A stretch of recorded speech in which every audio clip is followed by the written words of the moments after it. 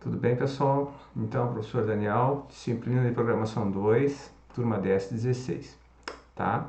Eu vou fazer um pequeno apanhado do que a gente viu até o momento para poder auxiliar vocês no desenvolvimento de uma atividade, certo? A gente tem que entender o seguinte, até o momento, o que a gente priorizou nos encontros, né, e na nossa disciplina? É o conceito de abstração, tá? Esse conceito é importantíssimo para a questão do paradigma de programação orientada a objetos.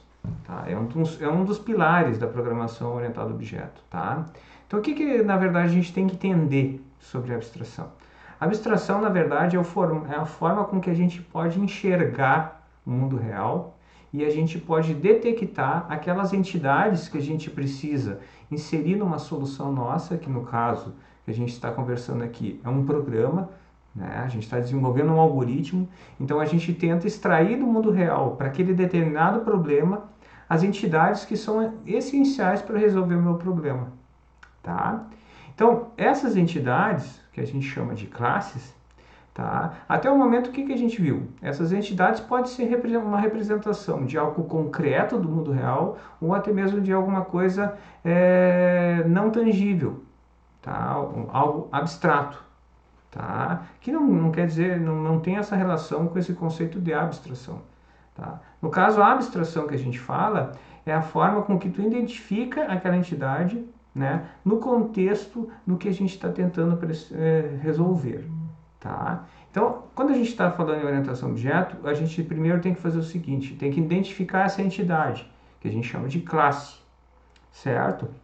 Essa classe, na verdade, ela representa um agrupamento de objetos com a mesma estrutura de dados e também com o mesmo tipo de comportamento, tá? Então, de cara, a gente sabe que uma classe, tá?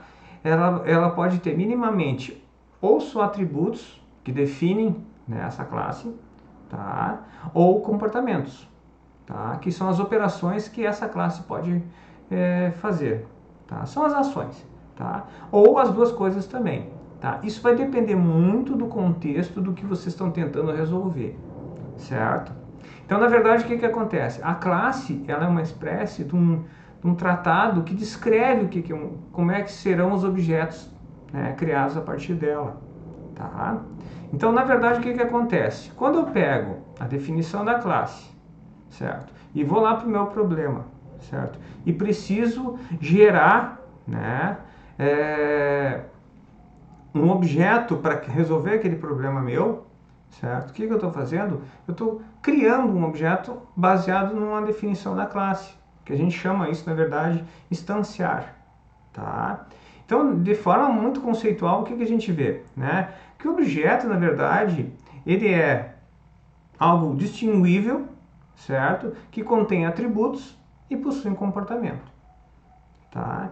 E é interessante assim, cada objeto tem uma identidade, certo? Por mais que dois objetos tenham todas as mesmas definições de comportamento e propriedades, tá? Num espaço, eles não conseguem ocupar o mesmo local. Na verdade, eles são objetos distintos que têm uma identidade. Então, vamos lembrar quando a gente vai criar uma variável, certo? Porque na verdade é o seguinte, quando eu faço a criação de objeto, quando eu estou instanciando o objeto, na verdade eu estou criando uma super variável, certo? Que ela possui atributos, propriedades, né? E ela também tem os seus comportamentos, que são os métodos, certo? Então o objeto, na verdade, ele não pode ser criado, não podemos criar dois objetos, né? Dois objetos do tipo uma classe chamada pessoa, por exemplo, e todos os dois com o mesmo nome. A IDE não vai aceitar, certo? Então, na verdade, o que acontece? Esse objeto, certo? Ele tem uma identidade, que na verdade é o nome dele, tá ok? Então, depois vem a definição, que a gente viu que atributos são as características, então são as propriedades que aquele objeto vai ter, né? Que a gente define lá na classe, tá? Essas propriedades lembram muito o que a gente via lá anteriormente, nas disciplinas anteriores, que são as variáveis, certo?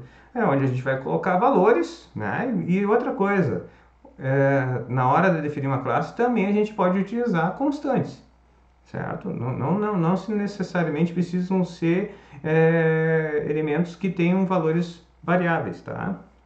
E a gente também, dentro de um objeto, a gente vai ter os métodos, que são as funcionalidades, as ações, certo? Dependendo do autor, tem vários nomes, mas são ações, são comportamentos, tá? De uma classe.